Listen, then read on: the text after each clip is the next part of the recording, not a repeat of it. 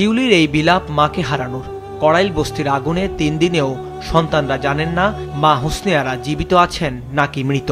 শুনতেছি আগুন লাগছে, আমি আইতে আইতে দেখি ঢুকতে আর পারি না ভাই। পরে এইবারে যায় ভাই বোনটিরে পাইছি, মা পাই না। হাসপাতালে, হ্যাঁ কুর্মিতলা, ঢাকা মেডিকেলে সব জায়গায় খোঁজা হয়েছে। তারপরে এই সাইডে মহাখালী, এই সাইডে অনেক সবগুলোতে খোঁজা হয়েছে। আগুনে বস্তির অন্য ক্ষতিগ্রস্তদের স্বজনরা সুস্থ থাকলেও হারিয়েছেন সর্বস্ব। চোখের সামনে এখন কেবলই পোড়া ধ্বংসস্তূপ। ভয়াবহ অগ্নিকাণ্ডের পর থেকে খোলা আকাশের নিচে কাটছে হাজারো মানুষের দিনরাত। রাত জায়গা শীতের মধ্যে ঘুমাইতে পারি না, কিছু পাই নাই। এর মধ্যে একটা সিরাজ শুয়ে রয়েছে। আমি জমিনের পর কিছু টাকা আনছিলাম বুঝছেন, এই টাকাটা আমি ব্যবসাত মাল তুলছি, তুললে আজকে আমার যে এই পরিস্থিতি হবো আমি জানতাম না। এমন পরিস্থিতিতে অসুস্থ হয়ে পড়েছেন অনেকেই। অসুস্থদের বিনামূল্যে সেবা ও ঔষধ দিচ্ছে বিভিন্ন স্বেচ্ছাসেবী সংগঠন।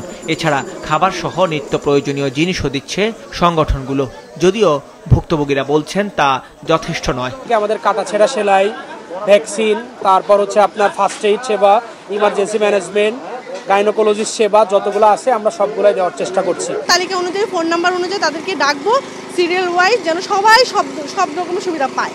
প্রতিদিন মোটামুটি প্রায় ঠিক আছে 70 থেকে 80 জন এই রোগীকে আমরা চিকিৎসা দিচ্ছি।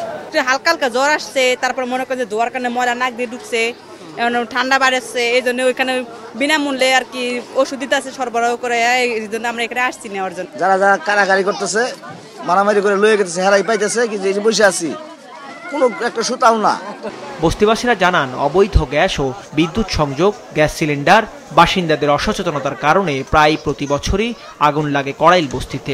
গ্যাস সিলিন্ডারে লাগছে এটা আগুন, হ্যাঁ গ্যাস সিলিন্ডারে লাগছে আগুন। এর আগে লাগছিল কারেন্টে, এর আগে লাগছিল যে এর আগে যেটা লাগছিল ওইটাও মনে করেন রান্নাঘর থেকেই লাগছিল। মূল কারণ হইলো আমাদের সচেতনা নাই আমরা। গেল মঙ্গলবারের আগুনে কড়াইল বস্তিতে পুড়ে গেছে অন্তত 1500 ঘর। অগ্নিকাণ্ডের কারণ ও প্রকৃত ক্ষয়ক্ষতি সম্পর্কে জানতে কাজ করছে ফায়ার সার্ভিসের 5 সদস্যের তদন্ত কমিটি।